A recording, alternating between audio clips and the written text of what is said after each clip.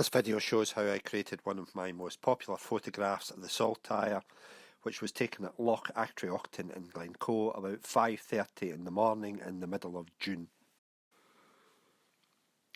So this is the original photograph taken in the portrait format just as the sun crested the Achtriochtan ridge, and after processing the photograph then became the image that has been copied and shared on the web known as the Saltire. On that morning I took dozens of photographs as the sun crested the Achtriochtan ridge, and we'll go ahead and select one of these photographs for processing. So having selected the image, we'll then import it into Adobe Camera Raw, and I'm going to play around with the highlights, the shadows, the whites and the blacks to achieve a template on which to create the eventual image.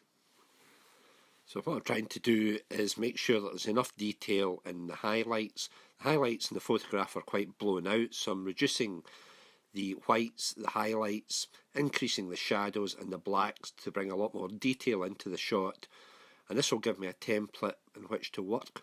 So once I'm broadly happy with how the template is looking, I'm then going to go ahead and import that into Photoshop and start to make adjustments. So this is the image imported into Photoshop, and the first thing I notice is that there's too much blue sky top and bottom of the image, so I'm now going to crop it into more of a 5:4 format for eventual publishing in the web. So using the crop tool, I'll then adjust it until I'm happy with the eventual outcome. And I just want to make sure that everything lines up, the horizons line up with the middle of the crop, and that the V of the mountain sides again line up with the middle of the photograph. So now, having achieved that crop, I'm then going to go into the image and make sure that everything is perfectly straight.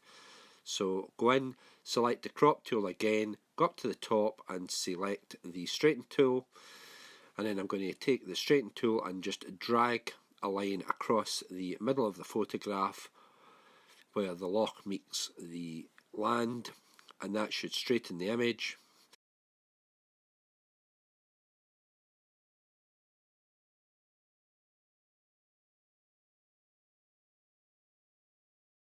And I'm quite happy with how that is, so that now gives me a blank canvas in which to operate. So now what I'll do is convert the image to black and white,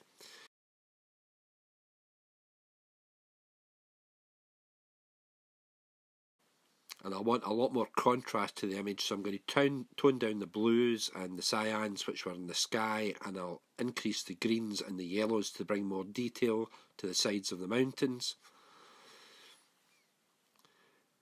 And that's given me a good template in which to now work. And I'll now open it again. And now what I'm going to do is open it within Nik Silver Effects Pro, which is a plugin for Photoshop. And once the photograph opens within here, I'll select one of the presets over on the left, and I want a high contrast image. So I'll select this preset, and that gives a lot more punch to the image. It's too much structure, roughness to the image, so go ahead, reduce the structure, increase the brightness. Now what I want is a blue tone to the image. So within the toning button, I'll find an appropriate tone. Cyanotype probably is an appropriate tone to create the overall blueness of the image. Select the middle cyanotype toning button and go ahead and bring that back into Photoshop.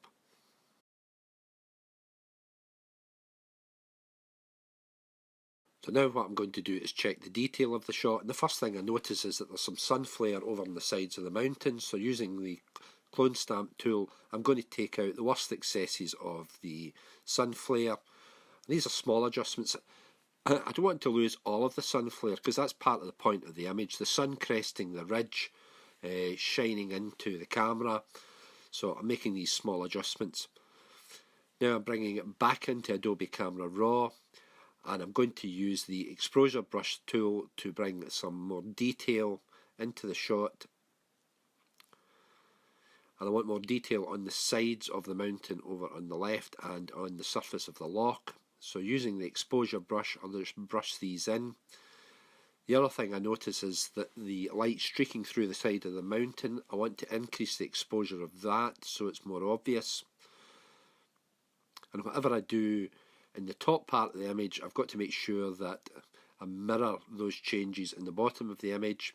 The other thing is I want to increase the exposure surrounding the sun cresting the ridge. So again, I'll increase the exposure there and make sure that I mirror those changes in the surface of the loch. Back into Photoshop now, and now I'm going to open it up within Nik Colour Effects Pro.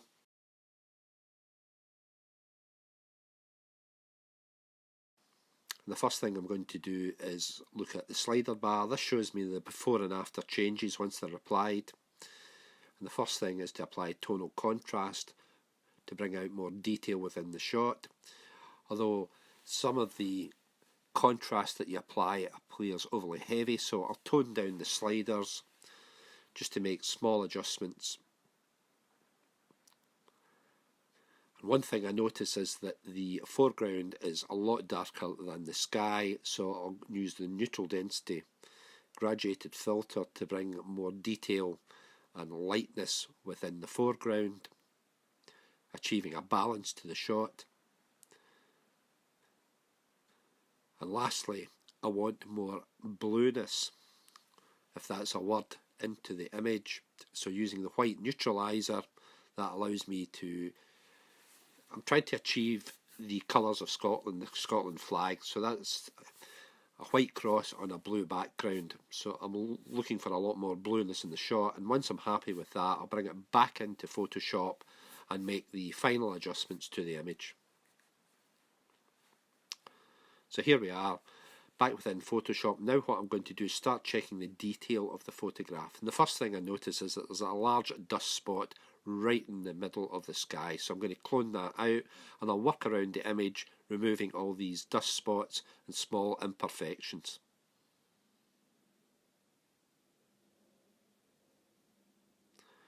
One of the challenges is if you don't remove all this sort of detail, once you finalise the image, it's almost impossible to make these corrections thereafter. So it's at this stage that we start to remove all the minor imperfections. So the image is at 100% and I'm doing all the checks and the fine detail, and I see another large dust spot in the middle of the loch, so we'll go ahead and clone that out, and other minor dust spots also.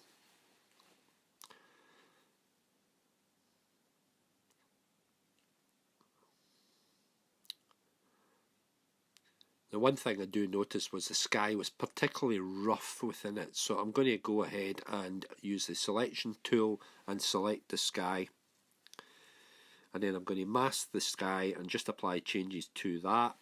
Now what I don't want to do is start to clip the edges of the mountains, so I'll use the feather tool and the shift edge tool so that I don't clip the tops of the mountains when I'm making these changes. And once I'm happy with the selection, I'll bring it back in and now use Adobe Camera Raw again through the luminance tool to reduce the roughness in the sky and achieve a much smoother appearance. And lastly, I'm going to bring it back into Colour Effects Pro to make final small adjustments. Now I don't want more tonal contrast at this stage, but I do want to achieve more lightness within the image, so I'm going to use the gradual neutral density filter to again bring more detail. And you can see that that's really starting to look quite good. And finally, white neutralizer again to create this overall blue tone. I don't want it excessively blue, but I just want to create the overall impression of the flag of Scotland, which is the Saltire. Now that I'm happy with that overall picture, bring it back into Photoshop and we'll start to save the image.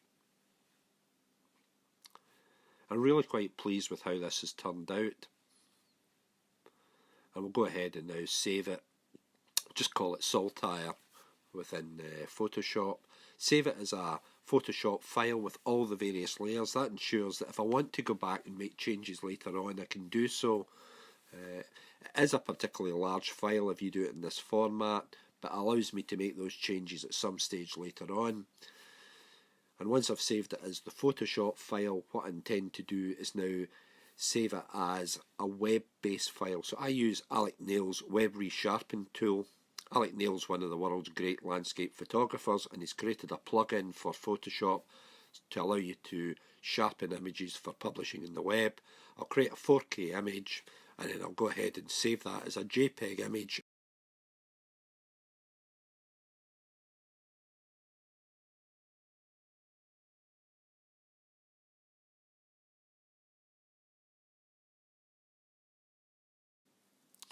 And that's us. So thank you for watching. This is the final image.